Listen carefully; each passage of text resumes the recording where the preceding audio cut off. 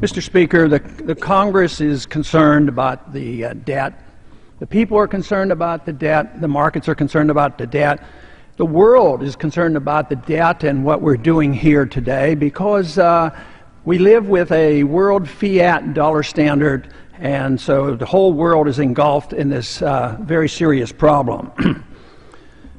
I do not understand, though, that if the debt is the problem, and I agree, the debt is the problem, that for us to come here and raise the debt by $2.4 trillion is the solution. That just baffles me. I think it's a distraction because when a country gets indebted to the degree that we're indebted, the country always defaults. This is historic, especially if the country is a significant country. On occasion, a small country will quit sending the checks and they'll go bankrupt. We're not going to do that, but we will default because the debt is unsustainable. This year it is said that we have a debt increase of $1.6 trillion, but that's not true. If you count what we borrow from the pension funds, the Social Security and highway funds, it's $2 trillion. But if you include the increase in the entitlement obligation, it's $5 trillion. So this is a huge, huge problem. But the argument here is, how do you default? And it is said that if we don't raise the debt limit, we're going to default and not send out the checks. I don't believe that for a minute. Somehow or another, the checks are going to go out. But if you really wanted to live within the technicalities of law, there's a very simple thing you could do. We owe the Federal Reserve $1.6 trillion. Well, that's not a real debt. They bought those Treasury bills with money out of thin air. We could just write that off or quit paying the interest, tide ourselves over and get down to serious business and cut back and live within our means. And that would be a solution.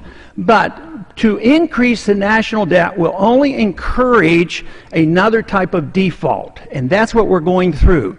We're engaged in the most difficult and a very bad way of defaulting, and that is through the destruction of the currency.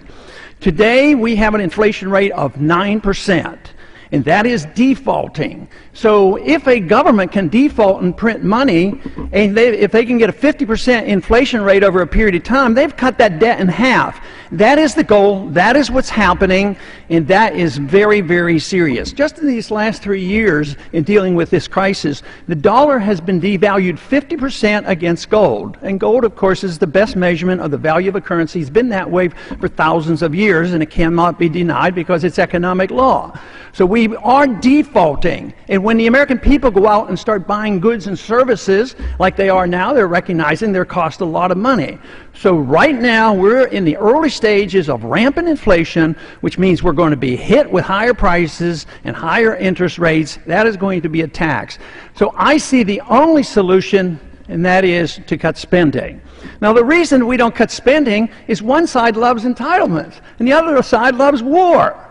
And even this token attempt, $100 billion of cuts when we have this huge, huge deficit, but there's no mention of cutting military spending. I don't want to cut defense spending. This military spending doesn't defend us. It makes things worse. Our problem in this country doesn't come only from the Congress. It comes from the people. The people still have a strong appetite for big government programs. They're not willing to cut. They think government can take care of us from cradle to grave and that we can be the policemen of the world. So someday, we as a country, we as a people, and we as a Congress will have to say, what should the role of government be? The founders had a pretty strong suggestion. They wrote a constitution and said the government should be very limited. And the government should be protecting our liberties and providing national defense and a sound currency. We don't do any of that. We've embarked on a course that was destined to end badly, and this is where we are today. So if we don't understand this default will not be because we don't send out the checks. We will send out the checks. It will be defaulted on because people will get their money back or they will get their Social Security checks and it won't buy anything.